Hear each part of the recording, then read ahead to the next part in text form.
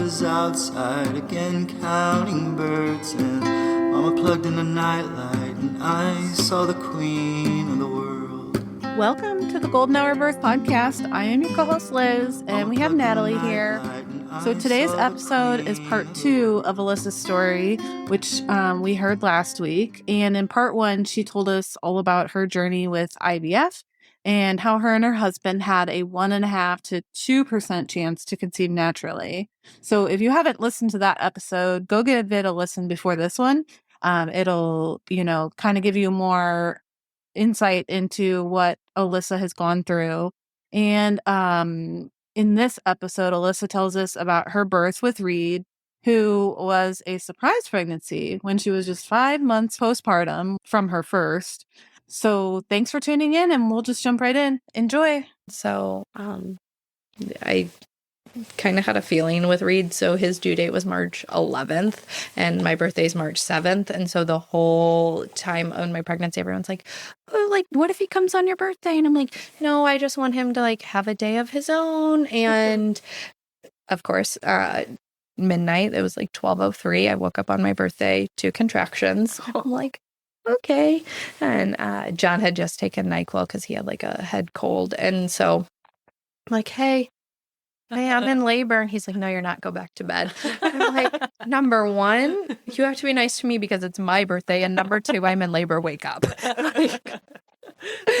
So it was crazy that both of my stubborn-headed boys at 39 weeks exactly decided that that's when they wanted to make their entrance, despite my best planning. That yeah. So did you plan for like a repeat C-section? So because Emmett was breech and because I had the blood clot, and those were the two main reasons for my C-section, my doctor was like, you're a phenomenal candidate for a VBAC if you want to try.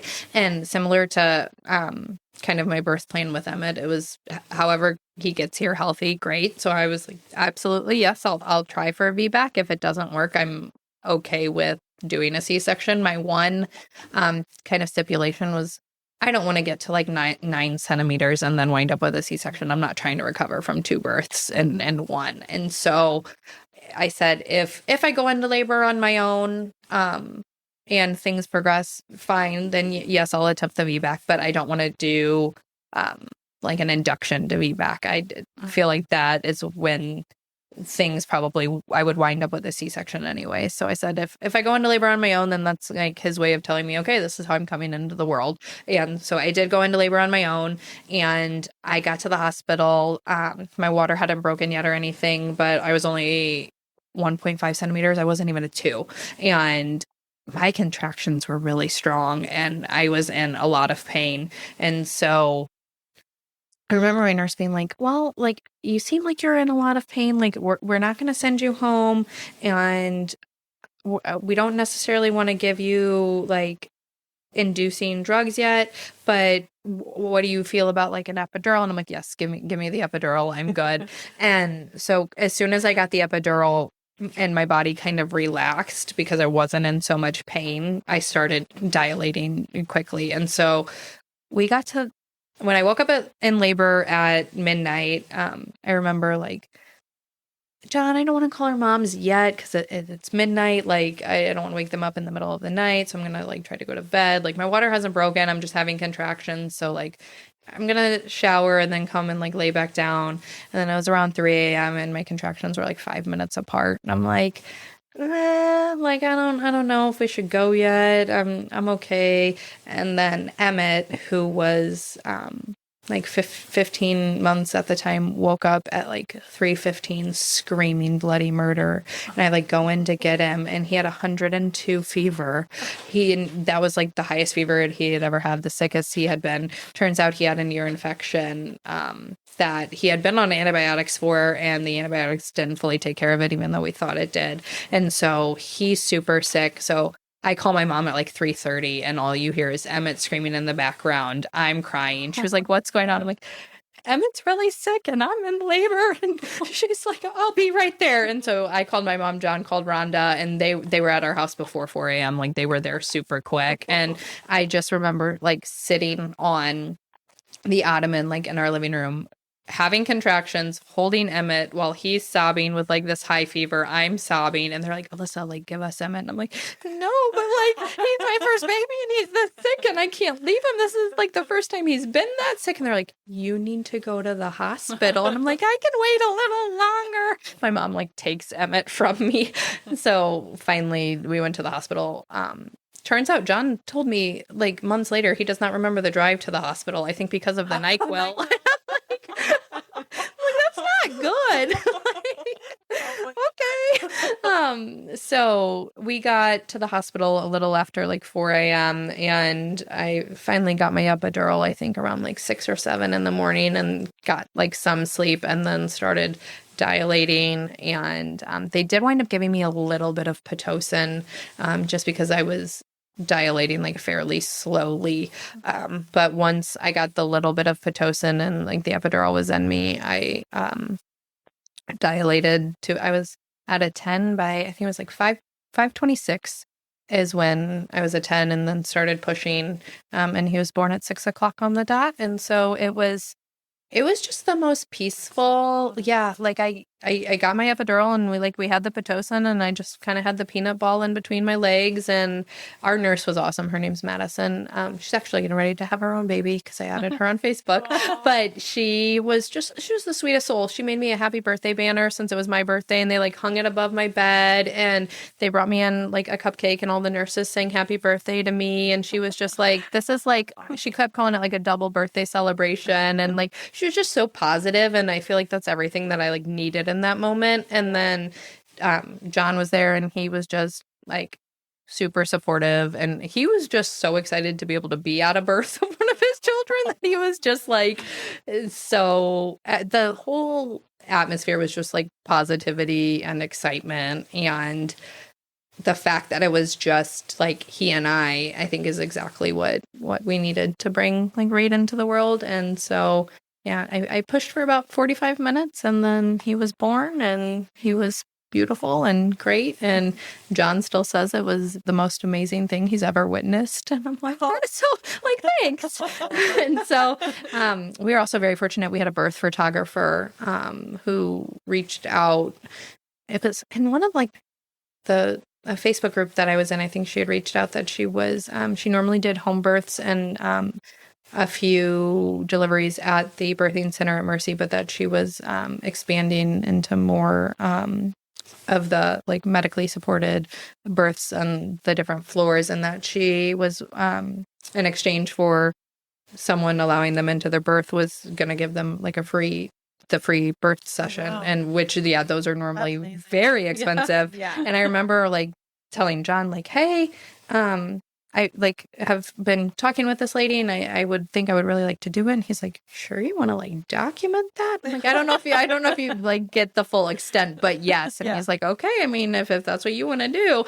And looking back, those are some of my like favorite photos, just the like documentation that she got of John and I even before he was born, and just like the look on John's face when he saw Reed for the first time. And when I got to see Reed, it's like, just being able to have those are some of my favorite. And it really like truly encompasses just how peaceful and cathartic the entire, like one of the like pictures she got, since it was evening, like the sun was shining through like the window, and she had like the outline of like John like holding my hand and like bent over like comforting me. And I'm just like, that's like what the entire vibe of Reed's birth was, that it was just like peaceful and so healing from what we like the aloneness, if that's even a word, like isolating of what I like felt of like cold, stark OR for Emmett's birth versus like peaceful light through the window and like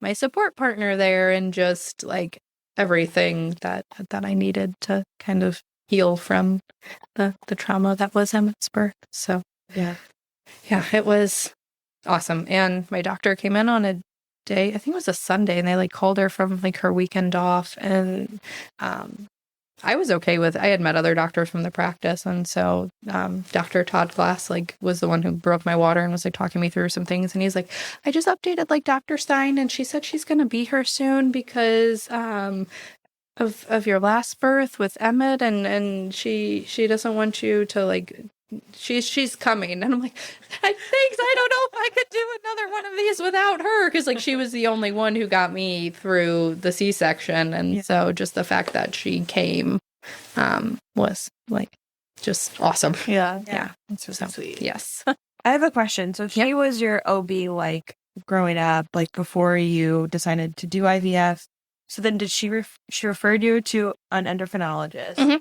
And then did you like graduate from Yeah. So when you go through IVF, they treat you or your providers through typically like 8 to 9 weeks. And so at the beginning of IVF, you go and you get like your beta blood draws, and they make sure that like your HCG is doubling how it should be. And then around 6 weeks, they do an ultrasound there just to make sure that everything implanted like where it should, and that typically you don't see baby just yet or heartbeat just yet. Like you can sometimes, but they typically look just to make sure there's like the gestational sac and like a fetal pole and things are developing how they should. And then around like 7.5 to 8 weeks, you typically have like your graduating ultrasound where they go and they like you hear heartbeat and you make sure everything's good. If you have any complications before that, you could have more. So like I had spotting early on with Emmett, so I had another ultrasound just so they like would check and make sure everything's okay. And then if all of your levels look good, your last ultrasound looks good, then that's when you graduate to like your regular OB. So the fertility clinic, they just see you through like they're basically there to get you pregnant, and then they support you at the very beginning of pregnancy, but then you go on to your OB or midwife. Yep. I could not think of the word. I'm like, it's not a doula. Doula's for labor. But yeah, midwife. So whoever your normal provider would be, that you kind of transition back to them. Because a lot of people won't see you before.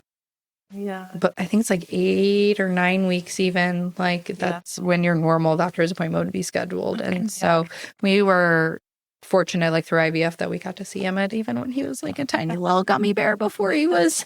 And so yeah, it was very different between Reed's first ultrasound to Emmett's, because Emmett was just like the tiny little speck. I mean, we even have an ultrasound from Emmett's during transfer where like you see the little flash of light of like that was them transferring the embryo into your uterus. And so like we have that we have a video of it too. Wow. But then Reed's, I was like in denial that we could even get pregnant on our own. So I was farther along and I'm like, wow, he looks pretty big on that screen. Like, it's not what I remember a first ultrasound looking like from Emmett. And so it was quite the difference. Yeah. So some people will go back, which we didn't get the chance to do this because of COVID, but they'll bring like the babies back to the fertility clinic to like meet the doctors that like help to make them. And so we haven't had the chance to that, because they do it on like certain days. So obviously you're not there when the people that are obviously actively going through infertility, because that would be yes, like it's very disheartening. And so I definitely need to like check back in and go see Dr. Julie Ree at Vios. They are awesome. If anyone needs a reproductive endocrinologist, they are great. So Vios is not Kind Body. Oh, is it? I found that out. Really? I didn't know that. Yeah. Okay. Well, and it like headquartered in New York. Wow. Some research. Yeah, that's really cool. I didn't know that. Because we still have our embryos like frozen through them, but I haven't like checked back in or anything. So I like nannied for him on that work. Yeah. Oh, cool. Yeah. I didn't know that. Yeah. Awesome. Yeah, I know they just built like a brand new building in Chesterfield or Creve Coeur, one of the two, that it's like a hub for.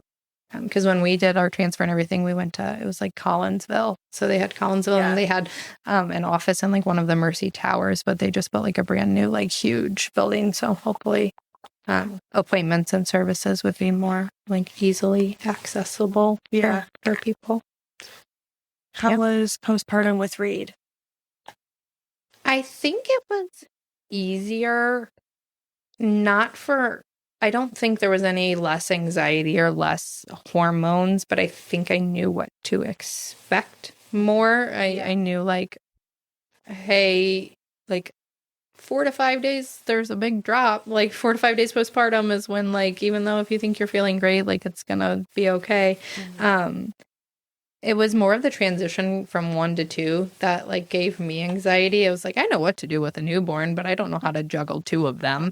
And so I think it was more of a shift in priority type of thing where I had to tell myself, okay, if they're both crying, you have to assess the level of need and like whose need is gonna get, like Emmett's crying over a broken toy, but Reed's crying because he's hungry. I'm gonna have to feed Reed and talk Emmett through the broken toy. Like, not that I couldn't necessarily pick him up at that time. So it was a little bit of navigating that, but I think parenthood of 2, like the rest of your life is going to be that. Like I'm constantly having to assess like damage level of situations throughout the day. Like Emmett's about to pee on the floor, but Reed's about to dump over the dog's water bowl. Like I'd rather clean up the water than the pee. So I'm going to grab Emmett and get him to the toilet. Like it's just constantly assessing which direction I'm going to be pulled. But I think just knowing, like, once again, with Reed, I wasn't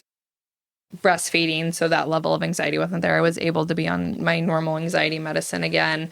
That was easier. Obviously, there are so many different hormones to deal with, but it wasn't nearly as like daunting as the first time, just because I think I knew what to expect. And I feel like my recovery wasn't nearly as bad. I mean, VBAC recovery versus C-section recovery are 2 vastly different things in themselves, but I also didn't have the blood clot on top of it. So I felt like I could do more for myself post VBAC than what I could do C-section. Whereas like C-section, I felt like I was still needing to be taken care of. And while I was still recovering from a vaginal birth, I mean, I had a 3rd-degree tear, I still had stitches, I didn't feel as like bed bound or like restricted with my mobility as I did after my C-section and blood clot, because I couldn't walk on my Frankenstein leg and my abdominal muscles had been cut.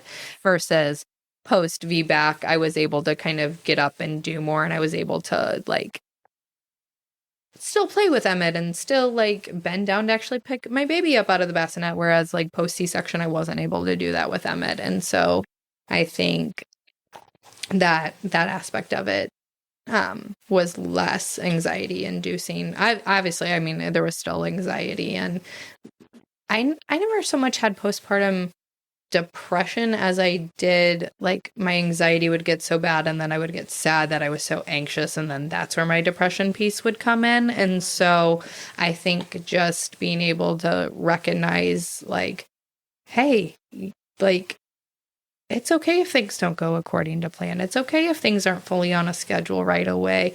And that really helped.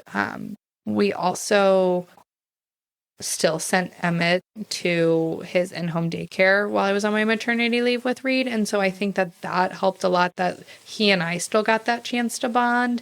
And that time was kind of like catch up time for me almost, where it's like, okay, I'm one-on-one again with a baby versus like the 2-on-1. And I think that's where that piece can get overwhelming. And so I really think that was beneficial, number 1, for Emmett's routine not to be disrupted, and number 2, for Reed and I to get that chance to still bond and figure ourselves out, because he's a whole nother baby too. So, but I always say Reed was born a teenager. Like he will sleep until 10 a.m. He just like eats everything, and he's like, literally to this day I will have to go in there at 10 a.m. and get him up. I'm like, dude, you're supposed to be napping in an hour and a half. Like we gotta. So he's been not that Emmett was a difficult baby by any means, but Reed has definitely been more of just kind of like a go with the flow second childhood. I feel like he kind of had to be,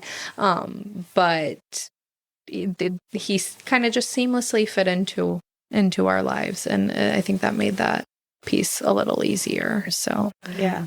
But Um, And he's a Pisces. Yes, he is. We're all water signs in my house. John's a Cancer, Reed and I are Pisces, and Emmett's a Scorpio. So it's like, I'm just waiting for I've seen some of his emotional side come out, though, because Pisces are just super emotional beings.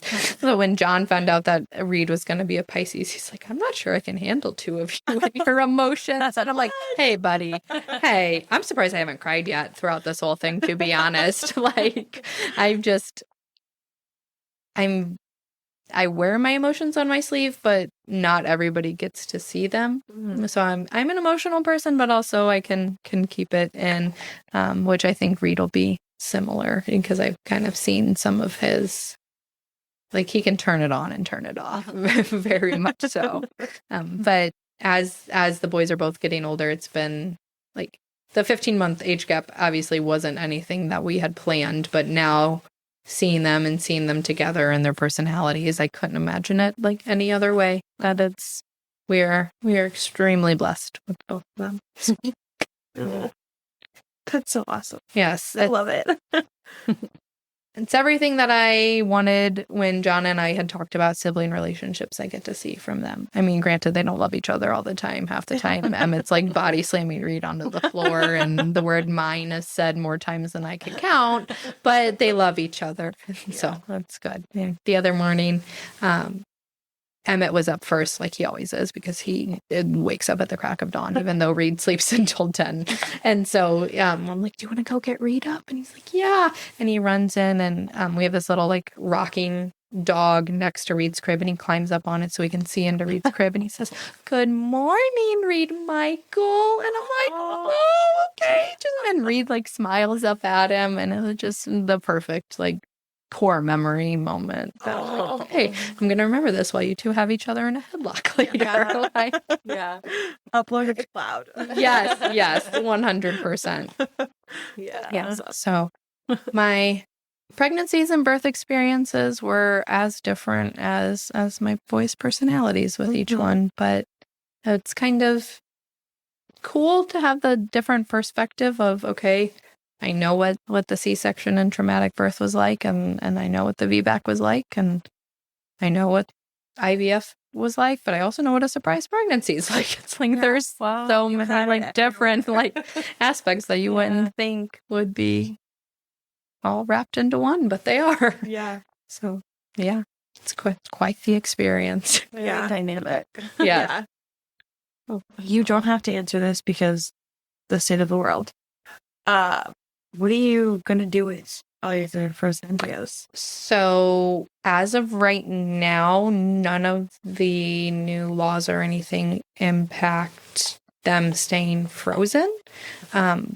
Thus far, that I know of. I mean, obviously that could all change. So John and I have talked, and our plan has always been to donate to another couple. We feel that we have 8 embryos, and that we are very fortunate to have that amount. And as they are frozen, they will always be a 24-year-old's healthy, like good graded embryos. And so we feel that those are someone's babies, whether or not they're biologically that person's or not. And so we've talked about that. We would love to donate, and we always said, fortunately, none of our siblings have had infertility issues similar to what we did. But we always said, if our siblings or any like close friends, we would obviously love to donate to them. But I know that for some people that could be hard.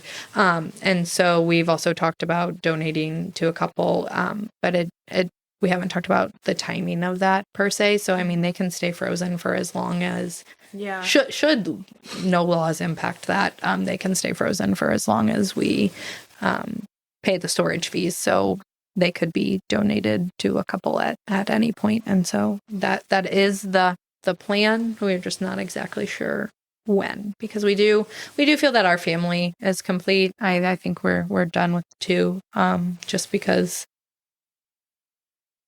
the chaos that is 2 under 2, but also to what we were talking about a little bit off air, just daycare costs are insane. And so I think we could provide more and have more experiences for a family of 2 versus if we were to have a third or even a fourth, that I think it would just be limited on some of that. Unless we win the lottery, and then I will absolutely have all 8 of our embryos. Like I'm okay with that. But yeah, we've talked about donating, and so it's a whole process. So it's actually called embryo adoption. So you go through that whole process. Yeah. And so I know that fertility clinics have like people and like families that they can match you with, but I've also seen on some of the like infertility IVF community on Instagram that I've been a part of, people have connected on there and have just like one person that I'm thinking of in particular, her name's Kelsey. They adopted their embryos, and the biological family of the embryos had reached out to her on Instagram and was like, I saw your story and I just felt absolutely called that, like, I feel like these embryos belong to you. I'm not sure if you would be interested in embryo adoption. And like, that's how they receive their embryos. So I'm like, I just feel like there's a plan, and these embryos are somebody's children. It's just when that should be. Yeah. So I've never heard of that before. Really? No, I've heard of like donating eggs. Mm-hmm. Yeah.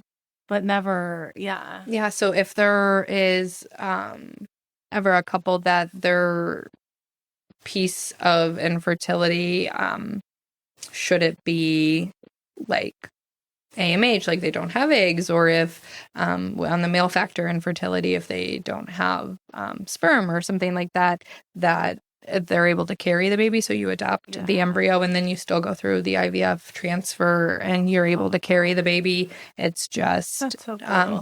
it's someone else's embryo. Yeah. It's I follow 2 women on Instagram who have adopted. Yes. So like one of the girls has, like, they ended up doing IVF, this couple. So a girl adopted 2 of their embryos, had twins, had a miscarriage, and then is now pregnant with their triplets. Oh my gosh. And it's like, oh, like, yeah. it's all brothers and sisters. Yes. Like, it's so cool. Yeah, so you can, like, we could say we would like all 8 embryos to go to like one family so that like the siblings would be together, or you could say like, we're comfortable donating 4 of them to one family and 4 of them to another family, or things like that, so people can kind of decide however many that like they would like to go. But if those embryos could give someone else a chance at having a family, then I would absolutely, because I mean, we were, like I said, fortunate that we got that number of embryos, and we were fortunate that our first transfer worked, and then even more fortunate that we were able to have our 2% chance natural pregnancy occur. So if we could help play a factor into someone else's percentage of success, I would absolutely like love for that. So yeah. Wow. Yeah. So cool. So a lot of in-depth conversations that John and I had, because when you start IVF, you have to like decide when you have those embryos what you're going to do. And so your options are to discard, donate to science, or donate to a couple. And we kind of went back and forth, and I was like, well, I'm not discarding them. So my 2 options are donate to science so they could better the processes, or donate to a couple. And John kind of opened my eyes a little bit to where he was like, well, yes, the donate to science piece, but I feel like we would just be using that to make ourselves feel better, that like almost you're still discarding them in a sense. Like, while it is bettering processes, like he's like, I still would feel like there's no life coming from that. And he's like, I feel like we put so much love and time and work into creating these embryos that I feel like they do deserve a chance at life. And so then that's really what kind of led us to the donating to a couple. So yeah, that's really special. Yes. we are very fortunate to have that number of embryos. And I do think we will probably wait until all of our like close friends and family feel like their families are complete, because secondary infertility is a very real thing. So while all of them have been blessed to have first children, like you never know what's going to happen down the road. So we would just love to have that option if it could be less of a a journey for anybody that we love. So, yep. So cool. Yeah, thanks. I'm excited to see that play out. Yes. Because it could be like, 10, 15 years on the line. Mm-hmm. They've been frozen for that long. Yes. It's crazy. It's like some people even write it in like their wills that like it gets donated upon death. But I'm like, part of me is like, that's kind of crazy that like, should that child ever want to like know biologically later down the road? And it's like, oh no, they died like before you were ever born. And I'm like, oh, that's kind of odd. But it's just, science is so crazy. Yes. Part of me always wonders though if they'll look like Emmett, because I don't think Emmett and Reed look alike. No. But technically all of the embryos are Emmett's fraternal twin. Like, because they were all from the same batch. So I'm like, would they look similar versus Reed? Like, I see similarities between Emmett and Reed, but I don't think they look like super close, like alike, versus if we were to ever have a third, or upon the donation and live births of the embryos, would they look like Emmett? I'm not sure. Oh my God. Yeah. Let's do some science. Right. That's crazy. And you just like have an embryo. Right?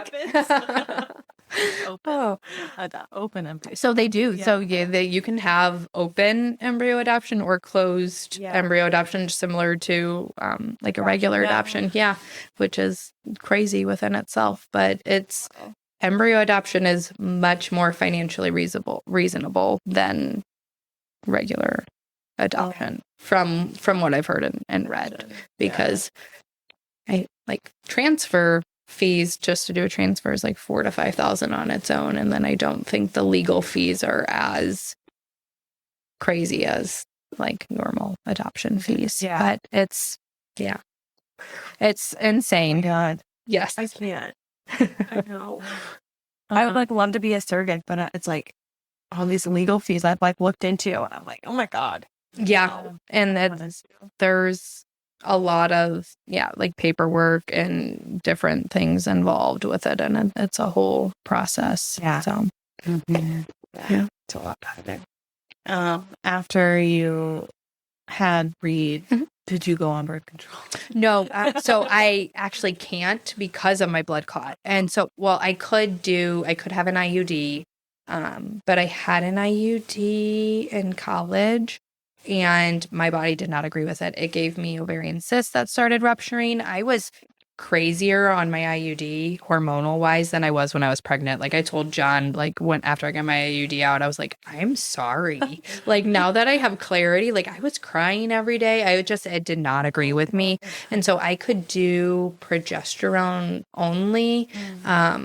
But there's just also a part of me that I feel like I've finally gotten my body rid of all those hormones, that I'm not going to incorporate them back in. So I'm very diligent about tracking and using other means of preventing, because it was a very odd feeling for me getting like a surprise positive pregnancy test. And you would think after so long of infertility and so many negatives that like I would have been immediately happy. And like, sorry, Reed, if you ever hear this as you're older, like my first thought was, holy shit, like what am I going to do? And I like walked out of the bathroom with the test and I was like, holy shit.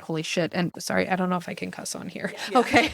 And I was like, John, he's like, what? He's like, oh my God. And I was like, what are we going to do? And he's like, I don't know. And I was like crying, because part of me, I mean, Emmett was still a baby. I felt like I wasn't gonna have as much one-on-one time with him, so part of me felt guilty from that. And then eventually the like shock of it all wore off, and I was like, okay, no, like this is a blessing. We're not supposed to be able to like have this on our own. And that all turned to joy. And obviously I could not imagine our lives without him, and he's the light of our life. But it was quite the shock at first, that it was just whoa. So we are very diligent in not having that occur, which John has said he would get a vasectomy, that he is not opposed to that. He would like to do it in March so that he could watch basketball. And so I'm like, okay. What is that? March Madness during his healing process. And I'm like,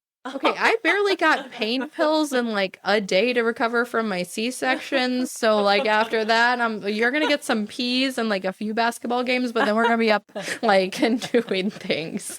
So yes. So I feel like even if he does get the vasectomy, our door is not always closed because we do have the embryos. But at this time in our lives, our family is complete. We sold our baby stuff. We had a garage sale. It was like, okay, I'm good. Everyone's always like, don't you want a girl? And I'm like, no, I'm good with my 2 boys. We're rocking. I'm like, we're complete. Yeah. So yeah. I just want to try the science part of it. Like if they look like Emmett. Yeah, Because I think I'm- they look so different. They do. They look, and part of me's like, does it have something to do with like how they could sort through John's sample? Like, Yeah. is Emmett the superior genes and Reed's just like the dominant? Like, is he like what would have happened in nature? I'm like, I have no clue. And so it's interesting to see because like Emmett has super curly hair. He has like the type of hair that I had as a child, and then Reed's is like stick straight, and John's type of hair, and they don't look similar at all. And had I not known that Emmett was deaf, like I watched the little canister that like said my name on it, like, is he our embryo? Like, is he somebody else's? I don't know. So I mean, you see those stories from different like fertility clinics, and that thought is like terrifying, but they triple checked before our transfer that he was ours. Yeah. When Emmett was born, my doctor was like, oh, he's kind of a redhead. And my first thought was, oh my God, they gave us the wrong embryo. Like, we would not have a redhead. And he was not a redhead. He was a brunette. But like, so that would be interesting to see. I don't know. Maybe I'll buy another Mega Millions, and then we'll have our one of our other 8 embryos. Right. Oh God. Oh my God. No, a singleton pregnancy is enough for me. Yeah. As you can just tell. Yes. Oh. Well, thank you so much for coming on. I know I was excited to hear about all that, and it was Thank you. lived up to it. Yeah. Hopefully I encompassed, I'm sure there are parts that I skipped over or missed out on or forgot, but it was a whirlwind to go through. And so I'm glad that you guys were along for the ride of recounting it. So thank you so much for having me. Like I said, I'm an open book about all things infertility, fertility, birth, postpartum, just emotions and hormones in general. So if anybody ever wants to talk or chat about that, I'm an open book. And if anyone is going through infertility or needs a support system that you don't necessarily have in your life, I would love to be that person for you. So feel free to reach out. Yeah. How can people find you? Instagram, yes. So Alissa.Schwartz. Alissa Schwartz on Instagram. God, is that bad that I don't know my own Instagram handle? Let's see. I don't know my personal one. Alissa D. Schwartz. Yep. So you can find me on Instagram or on Facebook. And I follow the Golden Hour podcast on all forms of social media. So if you can't find me by looking up the name that I clearly don't remember, if you look through their followers, I will be there. And Alissa with an I. Yes. Oh, it is. And you had another Alissa with an I on. And I thought that was so cool. I don't see people with my spelling a lot. So that was awesome. Yeah. Yeah. Cool. Well, we'll link your Instagram in our show notes also. Oh, perfect. And then I'm sure we'll announce it before this, but we have a new Facebook group that you're also in. And it's the Golden Hour Birth Circle, where we're gonna, chat and share birth stories and stuff. So yeah, that'll be fun. And I'm so happy Alyssa's in it because she has just like secrets up her sleeve. Every single time I need something, she is someone I reach out to. The daycare. What else have I reached out to you for? We talked about, so my brain is like a random filing system of things, but I'm also, I think it's the like psycho planner part of me that like, there's one thing that happens in my life and I obsessively like Google and research it to no end. And then I just store that information. Yep. So should you need advice on anything aside from infertility and motherhood, my brain might have the knowledge. So feel free. I'm always looking for more friends. I do too. I'm just, if I can help anybody in any way, it's just brings me joy. So, well, you've helped me, so there's some joy for you. Oh, goodness. All right. Well, yeah, we'll link our social medias in the show notes and subscribe to the podcast and leave us a review. And I think that's it. And we'll see you next episode. Bye. Bye.